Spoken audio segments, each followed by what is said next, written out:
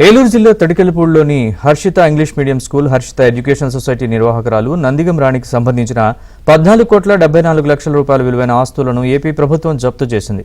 4.05 ఎకరాల భూమి, విద్యాసంస్థకు సంబంధించిన భవనాలు, షెడ్లు, ఇతర నిర్మాణాలను జప్తు చేసింది.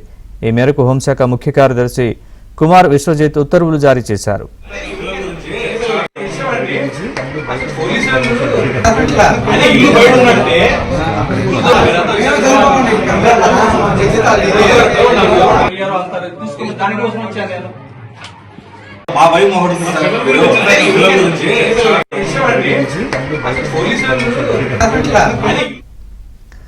తన విద్యాసంస్థలో పెట్టుబడి పెడితే ఏడాదికి 24% వడ్డీ, లాభాల్లో 5% వాటా ఇస్తానంటూ నమ్మబలికి 15 మంది నుంచి నందిగం రాణి 2,96,00,000 రూపాయలు వసూలు చేశారు. అనంతరం ఆ సొమ్ము దారి మళ్లించి పాఠశాలకు భవనాలు నిర్మించుకున్నారు.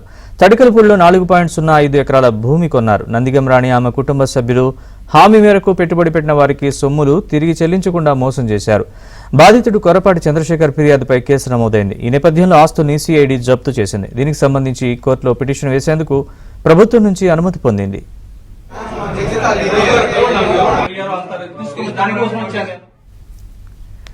తన హర్షిత ఎడ్యుకేషనల్ సొసైటీ కోసం నందిగం రాణి జనసేన పార్టీని వాడుకున్నారు. దీనికి సంబంధించిన ఫోటోలు, వీడియోలు వైరల్ గా మారాయి.